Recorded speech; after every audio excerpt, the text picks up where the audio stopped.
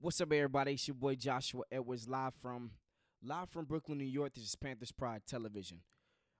We know that we are right around the time where scouts are doing heavy evaluation. The Shrine Bowl is about to come up. The Senior Bowl is about to come up. These other pro day and combine, and obviously everybody's going to do their due diligence. So it got me thinking about the Carolina Panthers and whether we should select or take a running back within our first 5 rounds. The more that I'm thinking about it, the more I say yes. Jonathan Brooks more than likely is going to miss the entirety of the 2025-26 NFL regular season. With a torn ACL, we know all about his knee injury.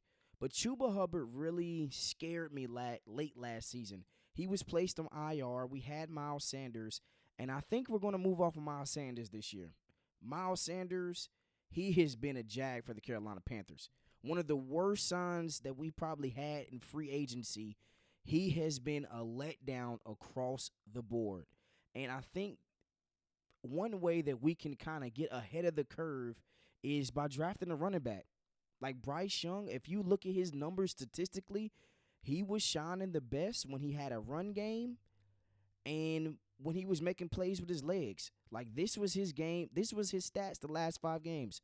Over 1,000 yards, over 63 completion percentage, over 204 yards a game, touchdown interception ratio, had 9 touchdowns, 3 interceptions, and he was able to manage the game because of a solid run game with Chuba Hubbard and Miles Sanders.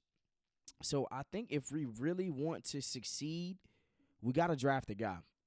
A couple guys that are on my board right now is Dylan Sampson, the running back from Tennessee, and Caleb Johnson, the running back from Iowa. Two guys that could be some potential studs in the late fourth, early fifth round. These are some guys that are kind of hidden gems. And at the end of the day, we are looking to get the best production from Bryce Young possible. And what's the best way that Bryce Young is going to produce? You got to have a run game, especially with young quarterbacks. Young quarterbacks thrive best when they have a solid running game. Chuba Hubbard, we don't know what he's going to look like coming off of his injury. Jonathan Brooks, probably going to miss the whole regular season.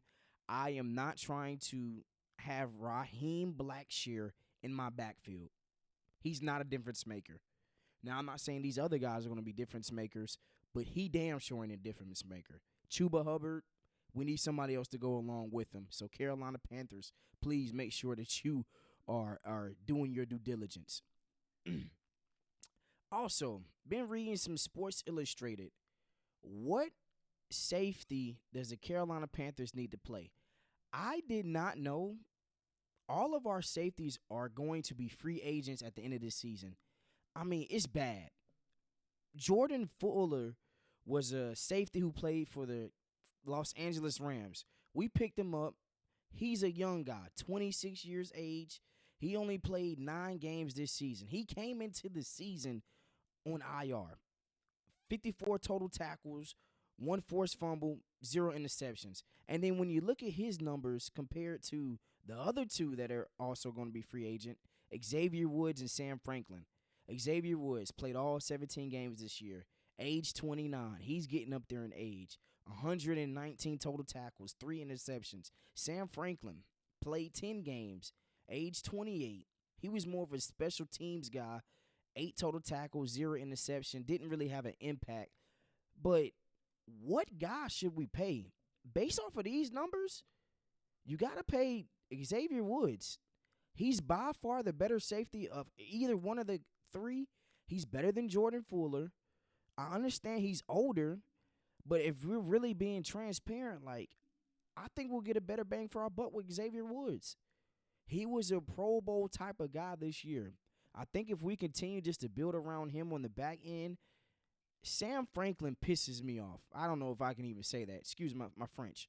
Sam Franklin makes me so mad. He is a guy that is always going to toe the line. He gets a lot of personal fouls, a lot of unnecessary roughness, just a lot of out-of-play penalties that just cost the team. Like, bro, what the hell are you doing, man?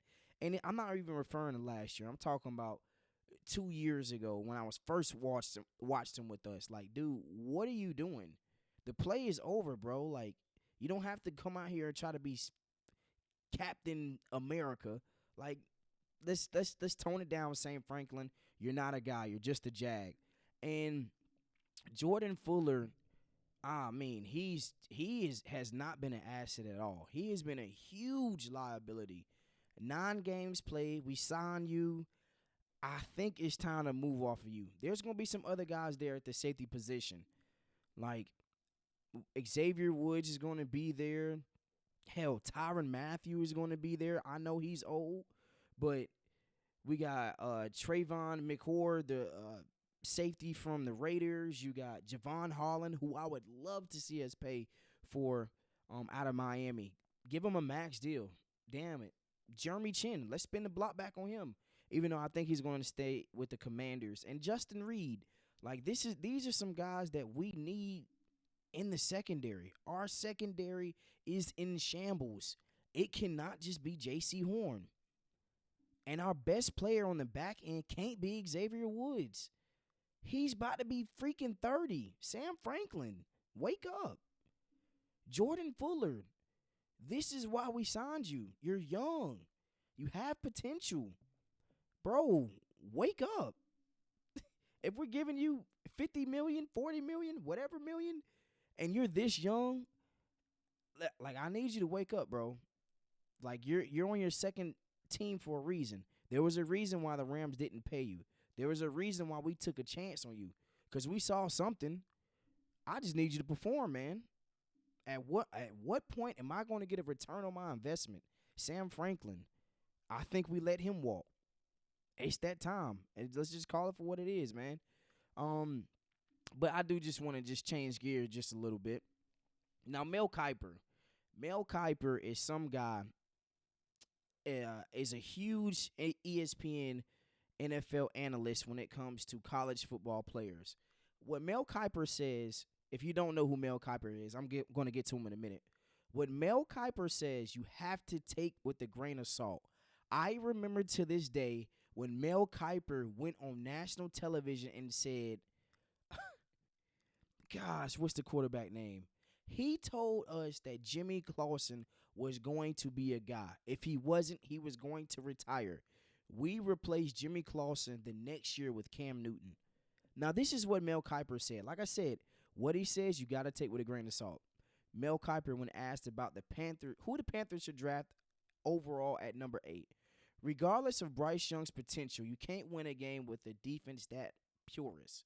Jalon Walker's speed to power is exactly what Carolina needs. Now, if you don't know who Jalon Walker is, let me introduce you to this phenom. This phenom can play stand-up. We call him a stand-up linebacker. I call him an outside linebacker, defensive end type of guy. 6.5 sacks, 11 total tackles for losses, 60 total tackles, and he played 14 games this season for the Georgia Bulldogs. Now, the thing that I like with Jalon Walker, he can be a guy that replaces Brian Burns. To me, Jalon Walker, we all know Abdul Carter. We all know Abdul Carter from Penn State is going to be a legit, bona fide superstar. He is in that Micah Parsons-esque. He's from Penn State, wore 11. He has that type of explosiveness. I believe in this past college football playoffs, his stock rose. But Jalon Walker is right there. Jalon Walker is a physical specimen, had the same amount of tackles for losses this past season, along with Abdul Carter, had more sacks or had a half a sack less than Abdul Carter. Jalon Walker is a guy that can instantly upgrade the pass rush when it comes to Carolina. We've been looking for a guy to replace Brian Burns. Jadeveon Clowney ain't going to do it. I believe Jalon Walker does that. I believe him with D. Brown, if we can't get a Mason Graham from Michigan, if we can't get an Abdul Carter, this is our guy. If Will Johnson is not there, the cornerback from Michigan, this is our guy. Carolina Panthers fans, get used to hearing Jalon Walker. Jalon Walker is going to be a stud for the Carolina Panthers for years to come. And especially if he times well, if he goes out here and he runs a 4.4, if he goes out here and he bench presses 225 over 25 times, I'm telling y'all, man, his production year in and year out has been inclining. Jalon Walker is the guy that the Carolina Panthers need to select at number 8 overall.